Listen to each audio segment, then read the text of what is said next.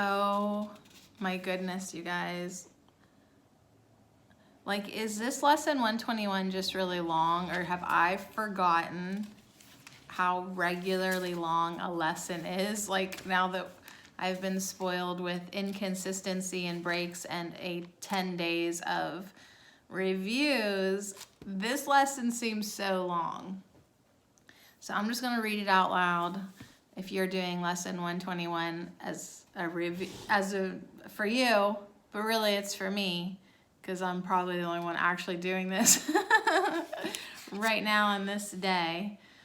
Yeah, and I won't read it if I don't read it out loud. So thank you, YouTube, for keeping me accountable to my studies in A Course in Miracles. This is lesson 121. Forgiveness is the key to happiness. Yes. Here is the answer to your search for peace. Here is the key to meaning in a world that seems to make no sense. Here is the way to safety in apparent dangers that appear to threaten you at every turn and bring uncertainty to all your hopes of ever finding quietness and peace. Here are all questions answered. Here the end of all uncertainty ensured at last. So it's a doozy. Forgiveness is the key to happiness. All right. The unforgiving mind is full of fear and offers love no room to be itself, no place where it can spread its wings in peace and soar above the turmoil of the world. The unforgiving mind is sad, without the hope of respite and release from pain. It suffers and abides in misery, peering out in darkness, seeing not, yet certain of the danger lurking there. The unforgiving mind is torn with doubt, confused about itself and all it sees, afraid and angry, weak and blustering, afraid to go ahead, afraid to stay, afraid to waken or to go to sleep, afraid of every sound, yet more afraid of stillness, terrified of darkness, yet more terrified at the approach of light. That's how I'm going to read it for the good recording. What can the unforgiving mind perceive but its damnation? What can it behold except the proof that all its sins are real? This is huge. The unforgiving mind sees no mistakes but only sins. It looks upon the world with sightless eyes and shrieks as it beholds its own projections rising to attack its miserable parody of life. It wants to live, yet wishes it were dead. Oh, can anyone relate? It wants forgiveness, yet it sees no hope. It wants escape, yet can conceive of none because it sees the sinful everywhere. All right, so that's the unforgiving mind. It's awful, and we're not done talking about it yet. The unforgiving mind is in despair, without the prospect of a future which can offer anything but more despair. Yet it regards its judgment of the world as irreversible and does not see it has condemned itself to this despair. It thinks it cannot change, for what it sees bears witness that its judgment is correct. It does not ask because it thinks it knows. It does not question, certain it is right. Dang, lesson 121. Forgiveness is acquired. It is not inherent in the mind, which cannot sin. As sin is an idea you taught yourself, forgiveness must be learned by you as well, but from a teacher other than yourself, who represents the other self in you. Through him, you learn how to forgive the self you think you made and let it disappear. Thus you return your mind as one to him who is yourself and who can never sin. Did you get all that? Wow. All right, moving on. Each unforgiving mind presents you with an opportunity to teach your own how to forgive itself. That is a ginormous statement. Each unforgiving mind, Mother Truckers, presents you with an opportunity to teach your own mind how to forgive itself. So that's the whole like projecting our guilt outward onto everyone thing. Bring me some coffee and some tea. Each one awaits release from hell through you and turns to you imploringly for heaven here and now. It has no hope, but you become its hope. And as its hope, do you become your own. The unforgiving mind must learn through your forgiveness that it has been saved from hell. And as you teach salvation, you will learn. Yet all your teaching and your learning will be not of you, but of the teacher who was given you to show the way to you. I told you it was a doozy. Today we practice learning to forgive. If you are willing, you can learn today to take the key to happiness and use it on your own behalf.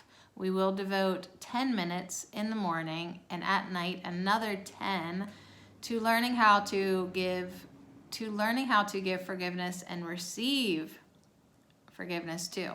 Give and receive. All right, here we go. I can kind of see the finish line. The unforgiving mind does not believe that giving and receiving are the same. Yet we will try to learn today that they are one through practicing forgiveness toward one whom you think of as an enemy and one whom you consider as a friend.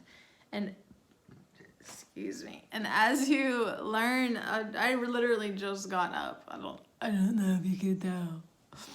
As you learn to see them both as one, your friends and your enemies, we will extend the lesson to yourself and see that their escape included yours. Begin the longer practice periods by thinking of someone you do not like. Well, that's easy. Who seems to irritate you or to cause regret in you if you should meet him. One you actively despise or merely try to overlook. It does not matter what the form your anger takes. You probably have chosen him already. He will do. I love A Course in Miracles. I really do. All right. Now, close your eyes. You should have had your eyes closed the whole time. Now, close your eyes and see him in your mind. And look at him a while. Really? Must I? And not throw fireballs and daggers? Okay, here we go. So close your eyes, see him in your mind, and look at him a while. Try to perceive some light in him somewhere, a little gleam which you had never noticed. Try to find some little spark of brightness shining through the ugly picture that you hold of him.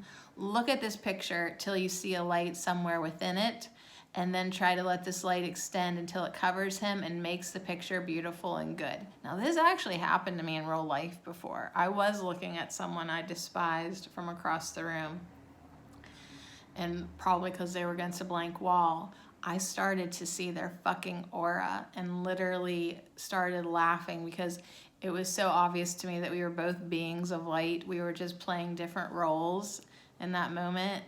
And I should try to remember that experience more often. But now I'm going to do it in my mind.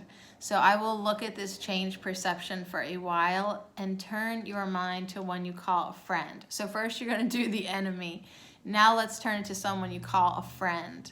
Try to transfer the light you learned to see around your former enemy to him, to the friend. Perceive him now as more than friend to you, for in that light his holiness shows you your Savior, saved and saving, healed and whole. Wow. Then let him offer you the light you see in him, and let your enemy and friend unite in blessing you with what you gave. Now you are one with them and they with you. Now have you been forgiven by yourself? Do not forget throughout the day the role forgiveness plays in bringing happiness to every unforgiving mind with yours among them. So every freaking hour, tell yourself, forgiveness is the key to happiness. I will awaken from the dream that I am mortal, fallible, and full of sin, and know I am the perfect Son of God. So that is lesson 121. Forgiveness is the key to happiness. Might have to read this one every hour to remind myself, or listen back. My God, that's ginormous. So this is the big work we're doing today. Are you up for it? Good job. You can do it. I hope to see you later. I hope I can do it. Wow. I do love, I know it's already 11. Oh, 11:11. It's already 11 minutes long, but I will just say, I'm glad I literally did have the tangible experience that I just told you about, because if my mind gives me any trouble with that visualization that we're supposed to do, I'll say, you actually saw it, not even trying. So come on, B, you can play along with lesson 121.